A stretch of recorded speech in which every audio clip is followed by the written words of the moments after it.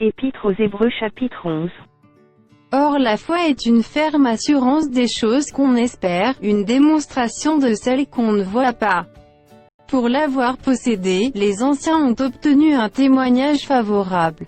C'est par la foi que nous reconnaissons que le monde a été formé par la parole de Dieu, en sorte que ce qu'on voit n'a pas été fait de choses visibles.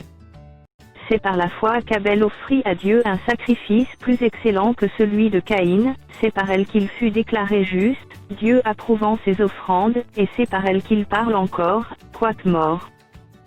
C'est par la foi qu'Enoch fut enlevé pour qu'il ne vît point la mort, et qu'il ne parut plus parce que Dieu l'avait enlevé, car, avant son enlèvement, il avait reçu le témoignage qu'il était agréable à Dieu. Or sans la foi il est impossible de lui être agréable, car il est faux que celui qui s'approche de Dieu croit que Dieu existe et qu'il est le rémunérateur de ceux qui le cherchent. C'est par la foi que Noé, divinement averti des choses qu'on ne voyait pas encore, et saisi d'une crainte respectueuse, construisit une arche pour sauver sa famille, c'est par elle qu'il condamna le monde, et devint héritier de la justice qui s'obtient par la foi. C'est par la foi qu'Abraham, lors de sa vocation, obéit et partit pour un lieu qu'il devait recevoir en héritage, et qu'il partit sans savoir où il allait. C'est par la foi qu'il vint s'établir dans la terre promise comme dans une terre étrangère, habitant sous des tents, ainsi qu'Isaac et Jacob, les cohéritiers de la même promesse. Car il y attendait la cité qui a de solides fondements, celle dont Dieu est l'architecte et le constructeur. C'est par la foi que Sarah elle-même, malgré son âge avancé, fut rendue capable d'avoir une postérité, parce qu'elle crut à la fidélité de celui qui avait fait la promesse. C'est pourquoi d'un seul homme, déjà usé de corps, naquit une postérité nombreuse comme les étoiles du ciel, comme le sable qui est sur le bord de la mer et qu'on ne peut compter. C'est dans la foi qu'ils sont tous morts, sans avoir obtenu les choses promises, mais ils les ont vues et saluées de loin, reconnaissant qu'ils étaient étrangers et voyageurs sur la terre. Ceux qui parlent ainsi montrent qu'ils cherchent une patrie.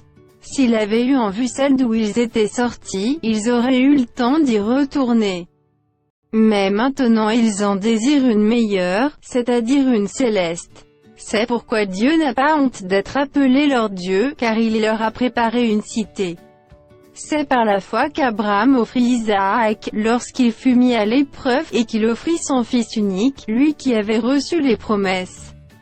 Et à qui il avait été dit, en Isaac sera nommé pour toi une postérité. Il pensait que Dieu est puissant, même pour ressusciter les morts, aussi le recouvra-t-il par une sorte de résurrection. C'est par la foi qu'Isaac bénit Jacob et Ésaü, en vue des choses à venir. C'est par la foi que Jacob mourant bénit chacun des fils de Joseph, et qu'il adora, appuyé sur l'extrémité de son bâton. C'est par la foi que Joseph mourant fit mention de la sortie des fils d'Israël, et qu'il donna des ordres au sujet de ses os. C'est par la foi que Moïse, à sa naissance, fut caché pendant 3 mois par ses parents, parce qu'ils virent que l'enfant était beau, et qu'ils ne craignirent pas l'ordre du roi. C'est par la foi que Moïse, devenu grand, refusa d'être appelé fils de la fille de Pharaon, aimant mieux être maltraité avec le peuple de Dieu que d'avoir pour un temps la jouissance du péché. Regardant l'opprobre de Christ comme une richesse plus grande que les trésors de l'Égypte, car il avait les yeux fixés sur la rémunération. C'est par la foi qu'il quitta l'Égypte sans être effrayé de la colère du roi, car il se montra ferme, comme voyant celui qui est invisible. C'est par la foi qu'il fit la Pâque et l'aspersion du sang, afin que l'exterminateur ne touchât pas au premier-né des Israélites.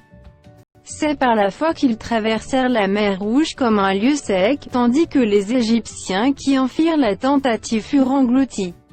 C'est par la foi que les murailles de Jéricho tombèrent, après qu'on en eut fait le tour pendant 7 jours. C'est par la foi que Rahab la prostituée ne périt pas avec les rebelles, parce qu'elle avait reçu les espions avec bienveillance. Et que dirais-je encore? Car le temps me manquerait pour parler de Gédéon, de Barak, de Samson, de Jephthé, de David, de Samuel et des prophètes. qui, par la foi, vainquirent des royaumes, exercèrent la justice, obtinrent des promesses, fermèrent la gueule des lions, éteignirent la puissance du feu, échappèrent aux tranchants de l'épée, guérirent de leurs maladies, furent vaillants à la guerre, mirent en fuite des armées étrangères. Des femmes recouvrèrent leur mort par la résurrection, d'autres furent livrées au tourment, et n'acceptèrent point de délivrance, afin d'obtenir une meilleure résurrection. D'autres subirent les moqueries et le fouet, les chaînes et la prison. Ils furent lapidés, sciés, torturés, ils moururent tués par l'épée, ils allèrent çà et là vêtus de peau de brebis et de peau de chèvre, dénués de tout, persécutés, maltraités. Eux dont le monde n'était pas digne, errant dans les déserts et les montagnes, dans les cavernes et les antres de la terre. Tous ceux-là, à la fois desquels il a été rendu témoignage, n'ont pas obtenu ce qui leur était promis. Dieu ayant vu quelque chose de meilleur pour nous, afin qu'ils ne parvinssent pas sans nous à la perfection.